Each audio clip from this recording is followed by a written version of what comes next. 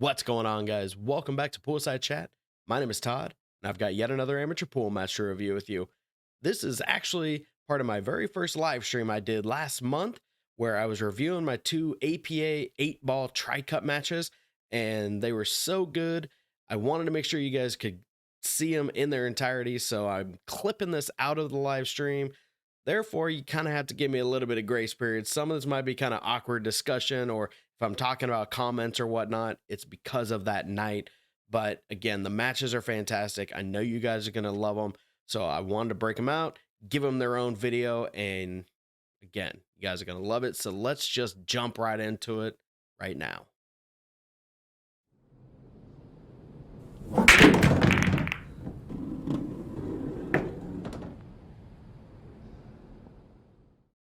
So you know what? Like I mentioned in my post, we're going to be going over a couple of my APA 8-ball matches in a recent Tricup. And I've got two videos we're going to go over. The first one is against Brad. This guy is without a doubt the best player I've had on the channel yet. He's somewhere right around a 6'10 Fargo. He's a hell of a shot, and this was a doozy. This was a hard fought match. So you know what? Let's get right into this. Shoulda, woulda, coulda. So I won the lag. So this is Brad. He's gonna be racking for me. All right, let's get control of the red dot. As you guys should know by now, when I am breaking right about here. All right. Looks like I made a solid. If I can see through my head here. And I am real close to that 3-ball, which means my mouse is connected to the dot. Let's try to disconnect that guy. There we go. So yeah, you can tell I'm really close to the 3, and that's about the only real option I've got here, unless I was going to kick at the 7. I guess maybe I'm gonna try a little bit of masse, which means I'm gonna be putting a little bit of low left, try to get to that 2-ball, and unsuccessful.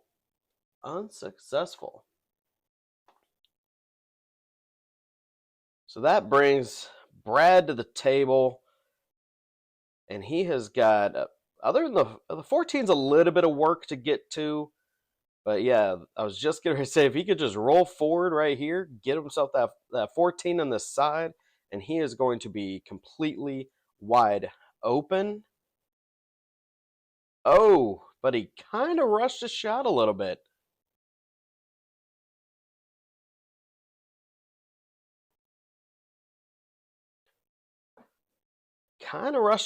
So kind of look at this. Really, my only real shot is going to be that 7-ball. It looks like I'm going to either stop or possibly try to pull back just a little bit. Yeah. That way I've got some options. Ideally, go ahead and take the 6. No? I guess that 5 must sneak by the 1. It does. So now it'd be good time. Go ahead. You could take the 2 and just stun over to the side rail. That way it would leave you that 1 on the other side, and you can kind of start picking these apart. I like that pattern better than starting with the 6, personally. I say that as now I'm completely shifting gears.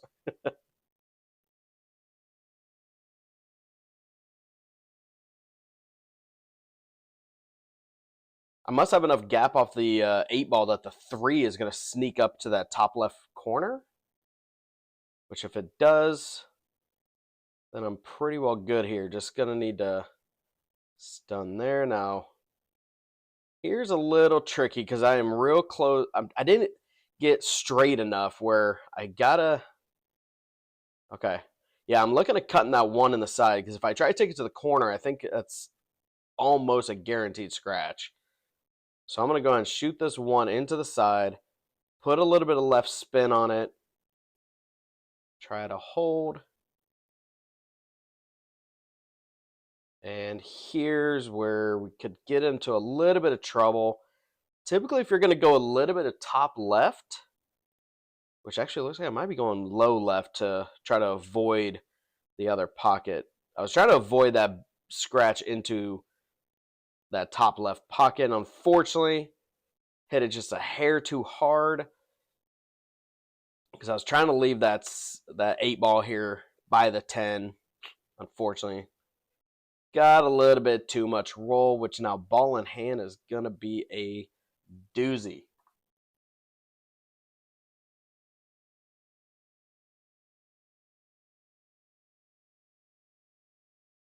Just out of curiosity, how many guys would start with the 14 here?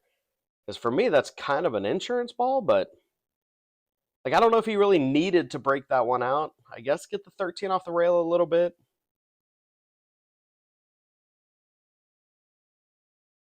Good shot.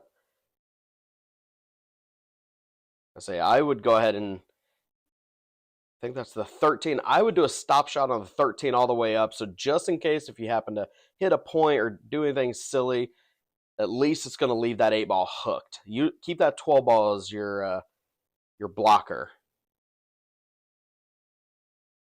Oh, glad that thing went, because if not, he was going to sell that one out real quick.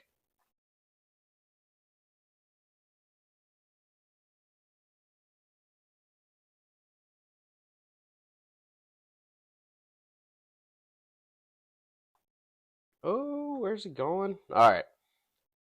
Nice, easy shot. Probably just going to be a little bit of straight draw. Ended up stunning it. Still not a problem. Got the 8 ball into the side. Personally, I'm just going to hit just a little bit top. Nice, easy rolling ball.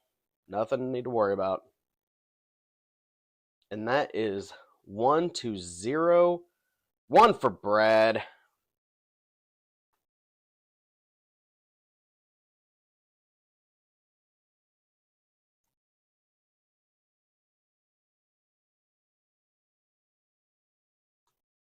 I see you, little Chris. I appreciate you, man.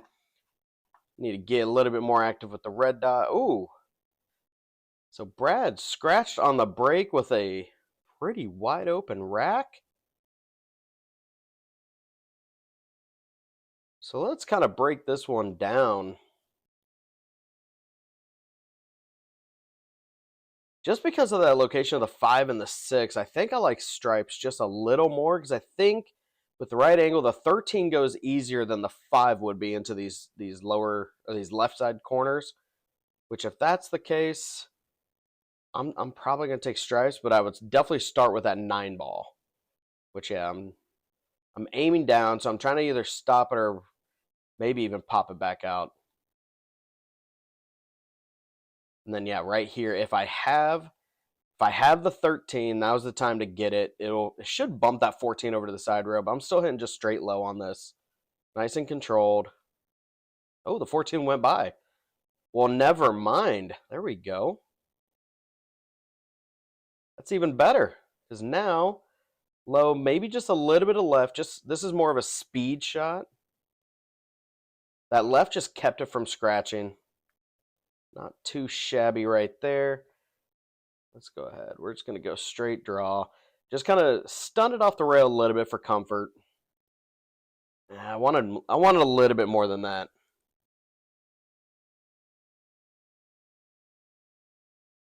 Yeah, just a little bit more. But problem is, I don't know if I might be able to cut that 9, the 11. I just don't really know where it's going to leave. I mean, if I can get it over to the right of the 12, that way I can shoot it up table, might be okay. But I think really the better option is go ahead and take the 12 into this top right pocket, stun up the side rail, and just try to control your speed. Leave that 2 ball right around mid table, and you're out. But I am definitely going for the cut, which it went. But the problem is, what are you leaving yourself?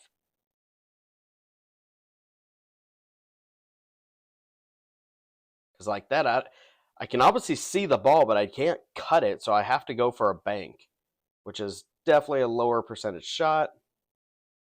I say as I drill it, but unfortunately the cue ball just stops. So I don't have a lot of option here. I got to cut it to that top side, be the left middle, if you will. And technically, we did say we don't have to mark pockets, but I have a lucky coin for these kind of situations. So I'm just gonna put a little bit of low, just to kind of control it a little, and just get a little thick. Unfortunately, missed my chance. Now he's a little open. That's 7-4. I feel like they're wired to that top left corner, well, over by his right hand, right where he grabbed that chalk. I think it's wired to that, but it's definitely not wired over here to this right corner.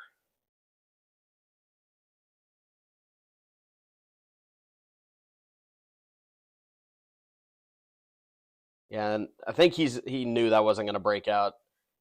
So this is where, for me, I'm going to be playing a safe. Like, just because of my skill and my speed, I'm going to come off the left side of that 4-ball, top left, try to spin it over there, and then use that 6-5 as a nice wall, block the 8, force me to kick and try to do something stupid at it. That's the way I would hit that. But you know what? Let's see what he's got here.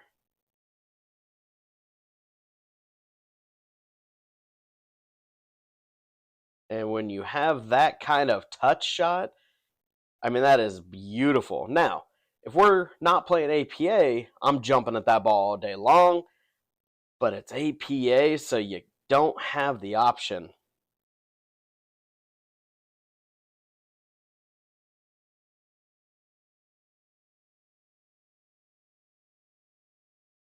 So from here, this is a real tricky shot. Because I think I can hit that side rail right around the third diamond and try to put some left spin to come around to get to the backside. But this is just trying to be nice and easy. Just get a good hit and I got a good hit. Unfortunately, I didn't end up with an accidental safe. So now he just needs to slowly but surely chip these away.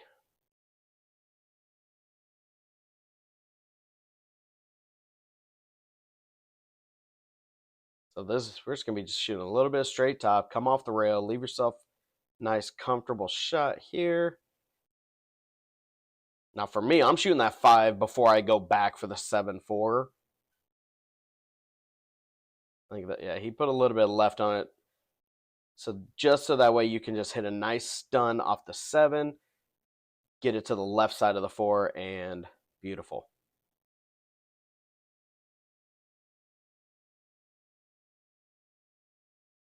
You know what? That's pretty okay, guys. That's a pretty good run.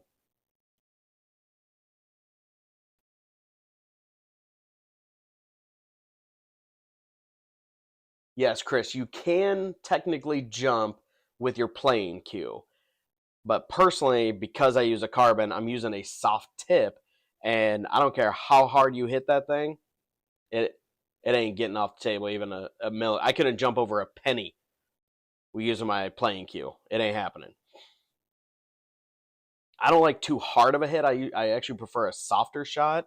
So I currently using the Caden Fighter in a soft for the tip, but I do have a medium that I'm going to try next just to see how it feels. But generally speaking, I've been more of a soft medium kind of tip, which is not going to jump well. Now, if only they would let you switch back to your break cue, then I could jump. Just longer jumps I could, but anyway.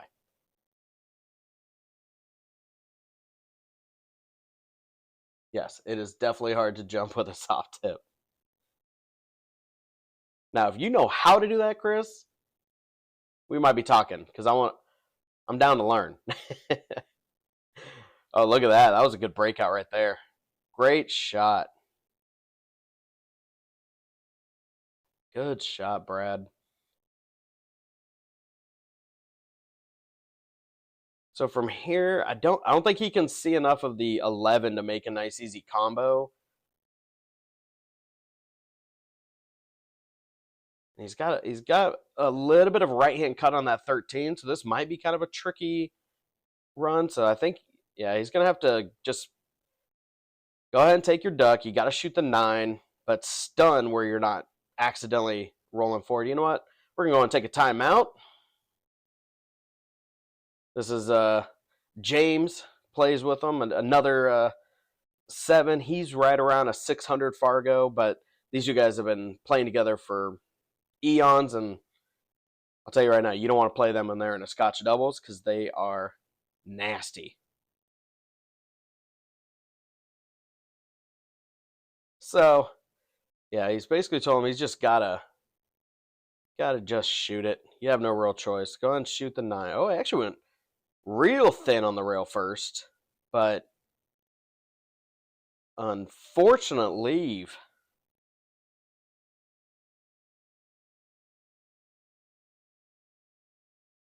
Because, man, I mean, you can see the 14, but that 8 ball is blocking its only option.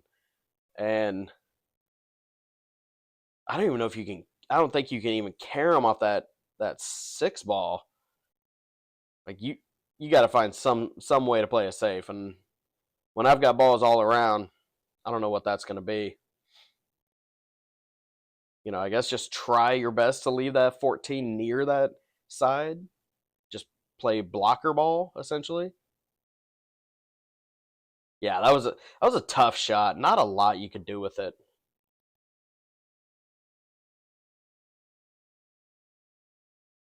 So here I was just looking to see if I could even get a hit on the 6. One, split the field goal of the 7-8 and not hit the 13. So I was just giving myself a quick gander before I start picking these off. But because I am definitely going to have to move that 6 somehow. And like right there, I already overdrew it. I already hit that bad. So this should be a safety shot if I remember correct. Just graze off the left side of the 3. Nice and easy. Get the cue ball behind the 2. And that's not too shabby. That's not too shabby, guys.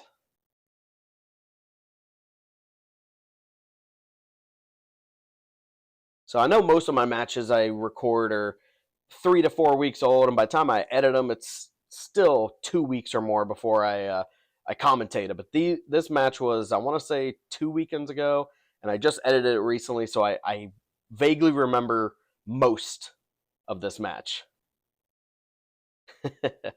Tried to masse, got no spin. All right, so ball in hand.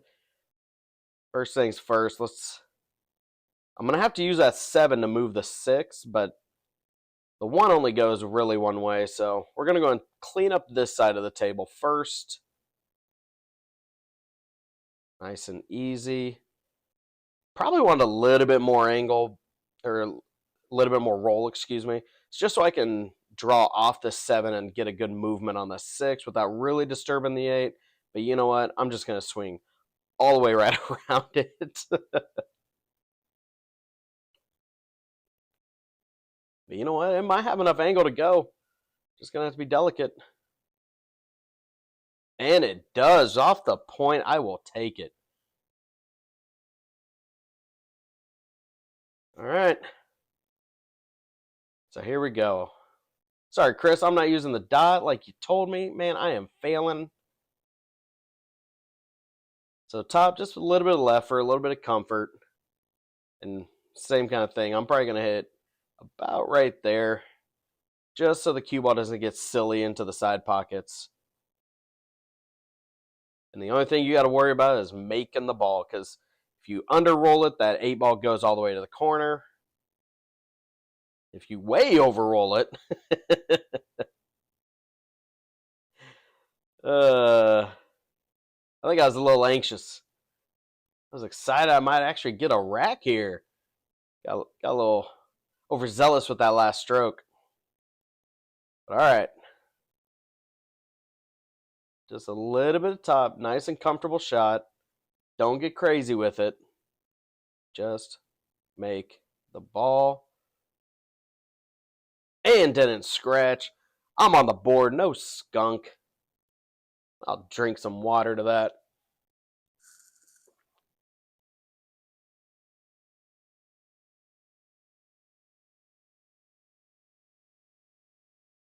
All right.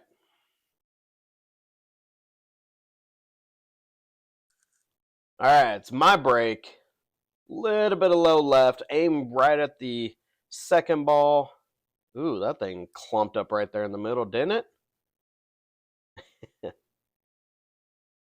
I can't remember how he said it, but he did make a comment like, "Hey man, sorry I wasn't trying to loose rack you." And I'm like, "Brother, we play in a bar.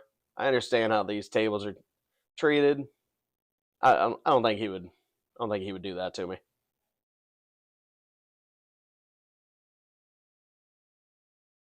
All right. Now let's see. What did I make? Looks like I made one of each, but don't really have a lot. I think I'm going to be trying that combo, that 13-10. Try to see if it even goes off. Okay, there we go. Yeah. Not a bad shot. And I know multiple of my regulars are thinking, I thought you hate combos, Todd. I still do. I do. Not a fan of them. I prefer just to hit the ball clean. But unfortunately, I don't really have a lot here. So what am I even doing here? Because, I mean, yeah, you can make this ball. Okay, trying to break it open. Yeah, but look at that.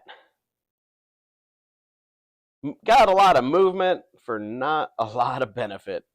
So now I'm just going to hit straight top, smooth and easy. Just try to leave them as ugly a spot as possible. I was trying not to move that 5. But it is what it is.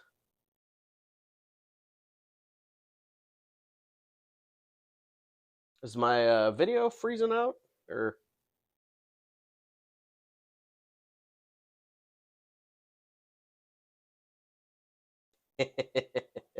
yes, Chris, I am. I am drinking from the fire hose, brother. He says it's I'm learning firsthand how difficult it is to be live interaction and engaging with your live chat. Yeah, it's just in general, this whole thing has been an absolute learning curve, and I've always had respect for the guys that do it, let alone that even can do it decent. Not great like Chris, but man, this is it's different. It's a whole different thing. I got used to the videos where I can just chit chat, be myself, do what you got to do, but now I'm over here having to read the chat.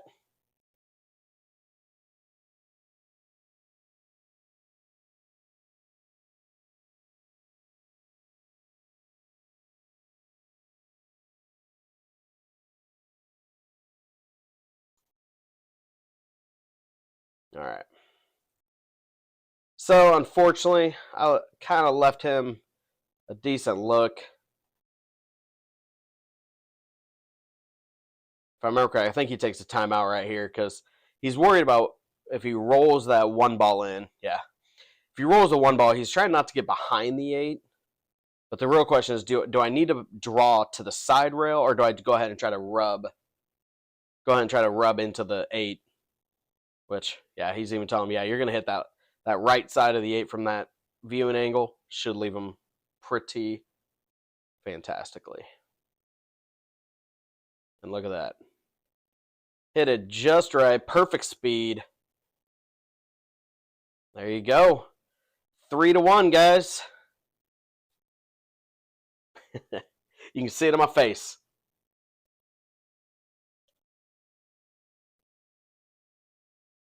Cool. Thanks, Chris.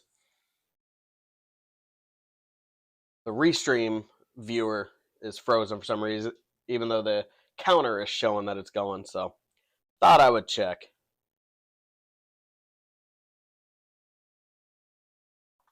All right. So, did he? Looks like a dry break. And so I am trying to assess real quick what is going to be the best option. Because that 10 ball is making it a little bit difficult for the 1, it looks like. even though I could easily get a breakout, but I feel comfortable with that 15, I assume, because I'm going to make that 11, and I should have the cut on the 15 to the side, which more times than not, if I'm not trying to get silly, especially on a real thin cut like this, I'm going to just hit this soft and easy into the point where you miss it. You can just see the frustration in my body language as I walk away.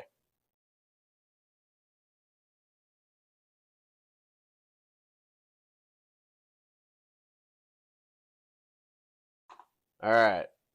So he's going to be attacking solids. Just a little bit of draw. Don't get silly on that side pocket.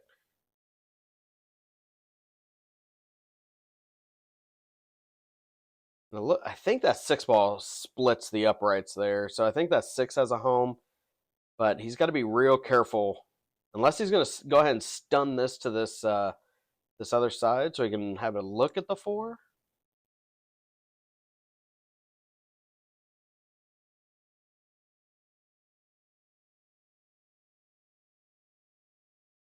Yeah, probably just going to be hitting this just a little bit of straight top. Nice. Oh, he's actually stunning back. So I guess the 1 must clear the 10. And that is the difficulty of camera angles, ladies and gentlemen.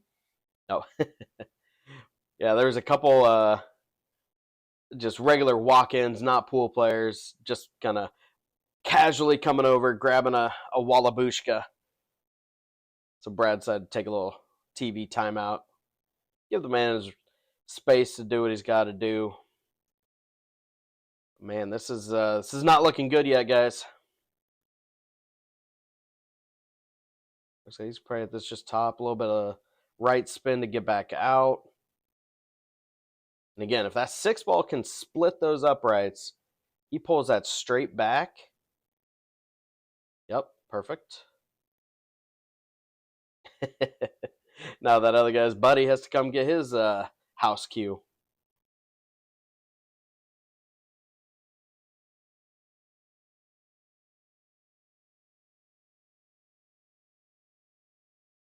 Yeah, so the real question here is where do you want to make the 8? Where do you want to make that 8 ball? Because if it goes by the 13, this is an easy leave. You just hit this like top left, about like yay. Get out to the middle of the table. Should be pretty easy. But if not, which he seems like he's struggling to make this decision, so I'm going to assume he's going to try to put top, maybe just that little bit of right to check it up. That way he can shoot the 8 into that low left pocket by his left arm right there. Yep. That's what he was doing.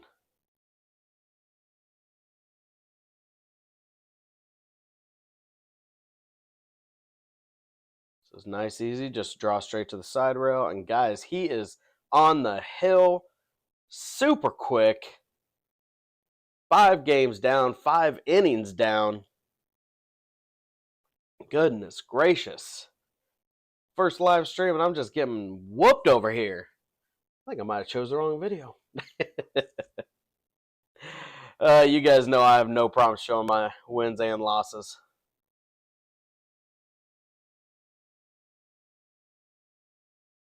So he made a solid and a little bit of work to do on the 3 ball. But other than that, he's got a decent table.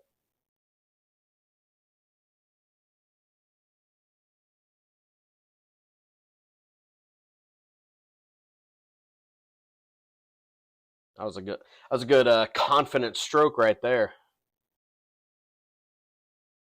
So if he can see that 5 ball, just do a nice stop shot, leave yourself the 6. Even if it pulls back a couple inches, you're fine, but yeah.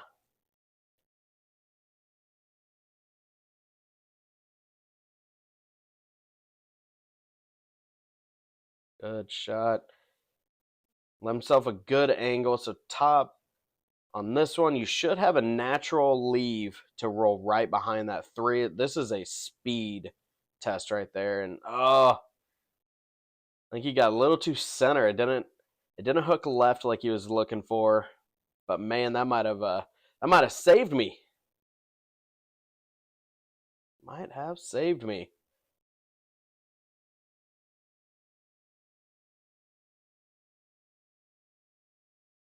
Because it's too thin. You're not gonna cut that to that top side. That ain't gonna happen. So he's trying to play some kind of safe, possibly, or he's trying to. Now that was creative. That would have been creative if that thing went, because that would have dropped his 7, and it looks like that 3 goes. That would have been a beautiful thing. That would have been nice run out for the win. But you know what? The pool gods are smiling. They're giving me another chance. And right here, this is a play a safe. We're just gonna go top, put some right, spin back over. Don't let him have a clean look, and it opened up that little trio that did not work out for me. So go into safe mode. Because now his only real option is going kick at the 3. Which is it's crazy. I don't know, he's kicking at the 7. Might even be going 2 rows. No, okay, he's going 1. Just funky trickery on the camera angle there. And it's just me. I know that was blatantly obvious. I still will always confirm with the player that it was ball in hand, because I'm never gonna grab it and have somebody question whatever. Like, I didn't really want to stun that back towards the 8, because now I'm shooting a little uncomfortable. But just nice and easy. Just actually almost miscued that one a bit. That was not a good stroke.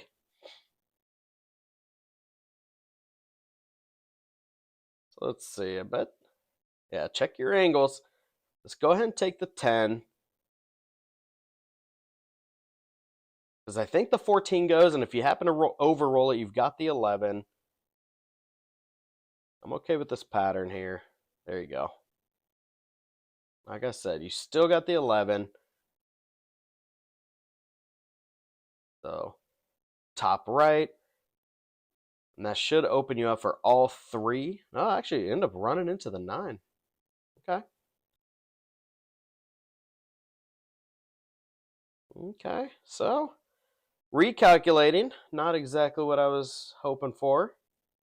And I like to see myself slow down, walk around the table, check all your angles.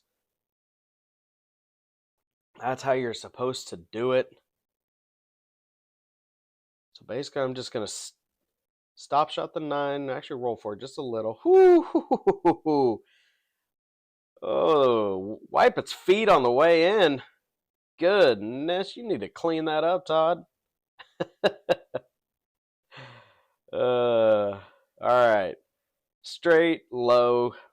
Probably, I bet I'm going to put just a little bit of right. Nothing crazy with my ultra long bridge that I still have not fixed. I know you guys are thinking. But you know what? It worked on that shot. Nice and easy. Just roll the cue to the side. And 4-2. Let's go. Coming back.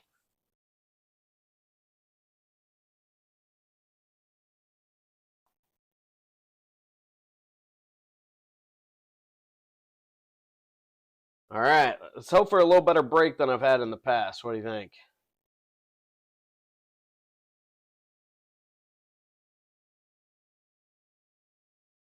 Looked like I definitely pulled the power back on that one. I didn't put much on that one. Good news is there's a little bit of problem either way you go, solids or stripes. Sure, you can make the 4 into this side, but trying to get leave for that 3 ball, that's going to get, you got to be perfect on leave to see that thing.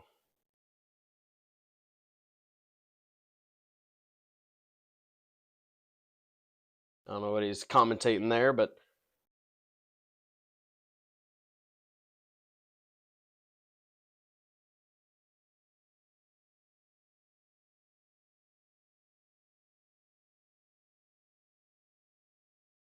Okay, well, stun off the rail. Now, I wonder if he's going to go ahead and shoot that 7. Probably put a little top and just try to break open this wall down here. That's exactly what he did. Now, did the 7 help him out? Short legs can cause long bridges. Hey, brother, I am a towering 5'4", and yeah. We'll go with that excuse, dumb ref. I think that's what we're gonna go with. Short legs, long bridges. I should turn that into a T-shirt. Can I quote you on that?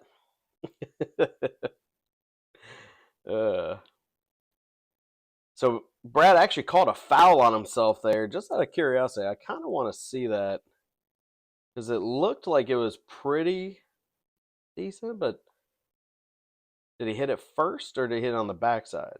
Nope, he did hit it. Okay. Yeah. So he was honest. He called a foul on himself, and now I just need to take my time, kind of figure out the best pattern possible. So what to do?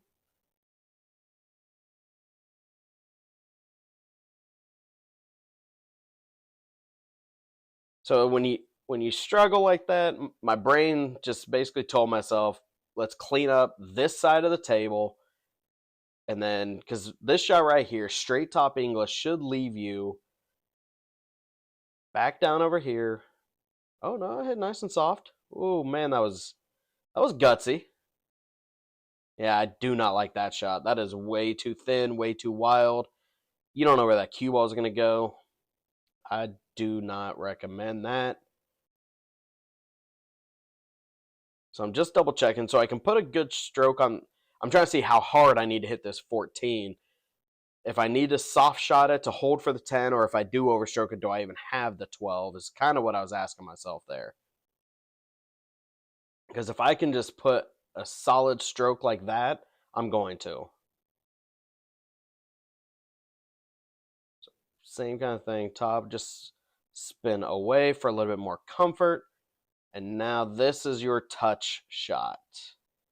This is where you have to know your speed, know your spin, know your stroke, know your cue. Got to know everything to perfectly leave yourself right there for the 13. And I left myself pretty well straight so I can just stop shot it. Beautiful.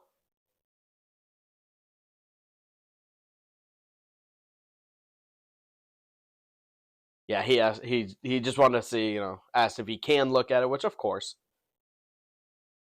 Yeah, the 15's to the right at this angle, so pretty easy shot. Naturally, he's going to run into the 8, and you know what? Nice center ball. If you need to put a little top, just because you're, there's short legs, long bridges. And center pocket, we are coming back, ladies and gentlemen. Doing what we can. We're fighting. Oh, thanks, little Chris. Do Todd a favor and everyone hit that thumbs up. It does help me, and I appreciate it. And of course, I appreciate you, Chris. Definitely put a little bit something more on that one power-wise. Oof. Oh, that 13 got ugly. Made just one stripe, and that 13 is ugly in a bad way.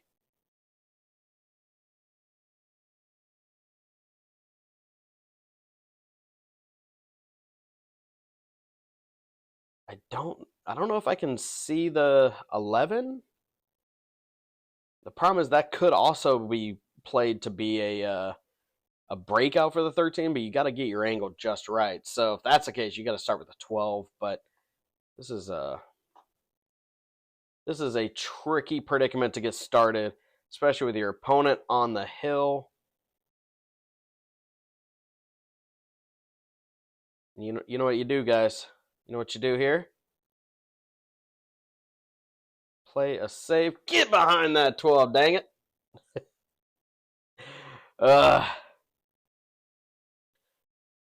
I wanted to get behind that 12 because ball in hand, I might have had a little better option to do something, but didn't put enough spin. I've been known to overspin, so I'm trying to rein it in. It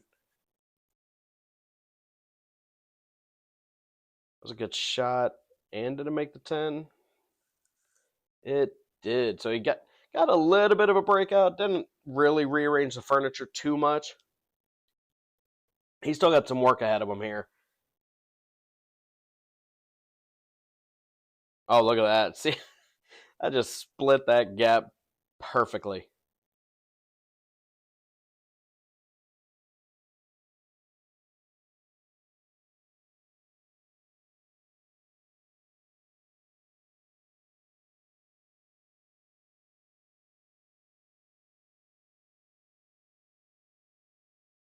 Oh, I remember this shot. Okay, so this is a predicament here. He's getting ready to call a timeout here, or actually gets a timeout called on him.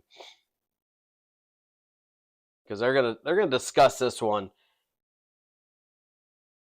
Because that 4-6 are not wired as some kind of combo, and you're not trying to blast it open knowing your opponent got the last 2 racks. So you're trying to close it out here. So he's talking about his angles. He's like, yeah, you can make the 5. The 3 goes to that top left corner, but this is where James gets into a real smart move. You see, he's saying just glance off the 4, get the cue ball to the rail, and just suck up behind that 6 and try to leave me in a bad spot. Which, beautiful mindset. I love it. Good play call. But watch this, and I remember this shot because I even had to go look at this afterwards.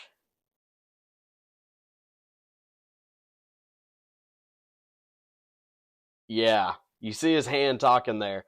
Let me back this up again. This is the problem when you're playing at a bar with with a, as I call it, a drunk cue ball. Because you try to slow roll it and the thing just weeble wobbles, kind of S turns, and you watch. He's trying to glance off the 4. He misses, hits rail first, rubs the 6, and then just rolls straight down. So I gave him the option. I was like, from my perspective, I couldn't tell. I know he hit the rail, hit the 6, but I don't know if he hit the rail after that. So I was letting him make that decision. And I was like, you tell me. And he says he thought it did. So I was like, okay, not a big deal. I will play it as it stands.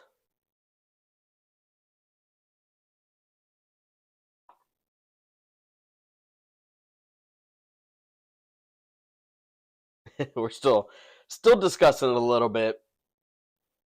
Mainly just the frustration of losing or missing a shot because of the equipment. That is so frustrating. So frustrating. Oh, okay. So let's pause this real quick. Let me back up just a second.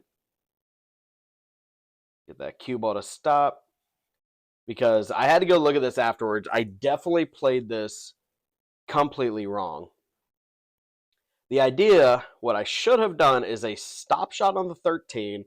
There's enough gap there that I could easily cue this and be able to stop shot the 11, then take the 15, and then you've got an option.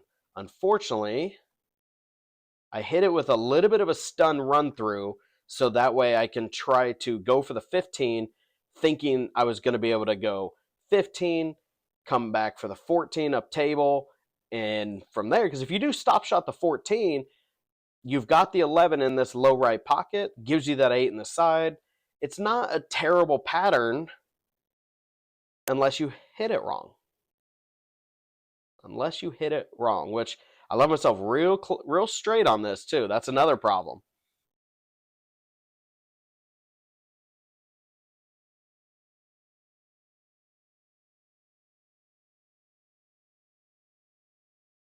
Got a little bit of an angle, so I'm going to kick it to the rail. But see, that's where I went wrong right there. I already have an angle. I did not leave myself straight. I need to come about 3 inches off that rail. I would have been good. But instead, now we're going to be going around the world. I'm going to way overstroke it. I mean, there wasn't a clean shot. Let's start there. That 14 hit those points about 4 times each, it looked like. And now I am trying to back cut that 11, which was, like I said, the pattern was terrible. And I think that might have been a makeable back cut, but man, that thing was paper thin, which, again, I just overstroked that 14 and kind of got out of shape. There was a couple errors on that run. And now you've got this gentleman on the hill shooting well. Personally, I'm just going to stop shot this. Yep. That way you've got a nice, easy roll forward. Don't have to worry about your leave really too much. Maybe a little bit low just to stun off the side rail nice and firm. And guess what, guys?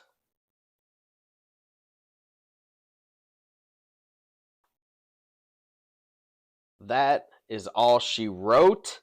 And that's why I said shoulda, woulda, coulda as a title, because I should have played that last pattern different and better. And I could have at least took it to the hill and had a chance. Now, it was kind of a fight up.